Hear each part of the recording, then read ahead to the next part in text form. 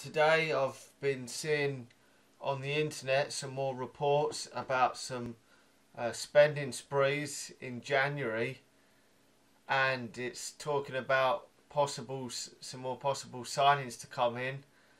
Vidal's name crops up, Hummels and Khedira. I think they were the main three that cropped up on the reports. A lot of it was coming from the Daily Mail, and there's a few other sources I'm seeing this January spending spree. Now, on the whole, a lot of teams don't spend a lot of money in January. I mean, there is a lack of players coming in January usually, due to a lot of players playing in Champions League, and teams don't want to let their players leave towards the coming up to the close season, because they're fighting for relegation, they're fighting for Champions League football and winning titles and winning cups, so they just don't want to let them go. But if we put in big offers, maybe we can lure more players to the club. But after spending a shitload of money just recently, I would be a bit surprised if we brought Mats Hummels and Vidal in. But really, we still need a couple of couple of quality players in. But I mean, at the moment we've got quite a few come in. We need to settle down a bit now, even if results don't go too well at first, because we've brought it's a lot of change in this team now, and we've got to get a team gelled together in order to start challenging for the top 4 places. I mean, changing the whole team over dramatically straight away is a bit of a risk, I think. Although I do want a lot of good quality players in, and I do think we'll do better. But to really challenge for that title, you need a good season or so, a foundation in there of real players that have played together for a while, really, in order to sustain a good title challenge. Now, I'm not saying we can't go and challenge for the title. Maybe we will, but it may take 2 or 3 months for this team to really get Joe together and real work in how Van Gaal wants them to play. Now, I'm seeing the reports that possibly Juan Mata may be shipped out in January. Now, Juan Mata, his place is going to come at risk in the team now after the arrival of Radamel Falcao. I'm still shocked that we signed him, but I just don't know where it leaves the players. I mean, someone is going to have to drop out to allow him to come into the team. Now, before his injury, he was probably the best striker in the world. Now, I'm not sure if he is now.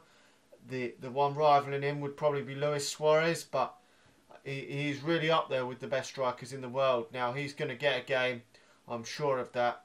He'll be the one we're looking at to score us the goals, to shoot us back up the league. Now, so far, Robin Van Persie has been piss poor.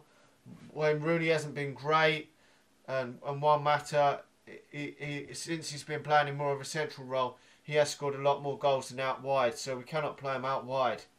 Now, I'm not really sure how we're gonna fit them all in the team.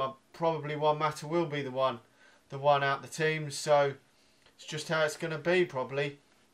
But if we can recruit some money for him, maybe get Vidal in, a player that we could do with, because I've always thought that Juan Mata is not really the type of player we actually needed at the time. I feel Moyes just signed him as a statement of intent, rather than because he was available, rather than actually needing another number 10. And yeah, but there's also reports of Ronaldo possibly returning. Personally, I don't think this would be a great signing, really. I mean, he's almost hitting 30 now. I think he's 30 in February. And by the time we sign him, the chances are he'll be almost 31. He's had a few injury problems of late. I mean, when players hit that sort of 30, 31 mark, as with Van Persie, they start to pick up more injuries and gradually start to decline. Now, I mean, he could still have another couple of good seasons if we were to re-sign him, but it'd be huge wages. He would probably be still in the region of 40, 50 million quid. Now, that is a lot of money considering the age. I mean, the wage bill at the moment must be huge with all these players we've got in there.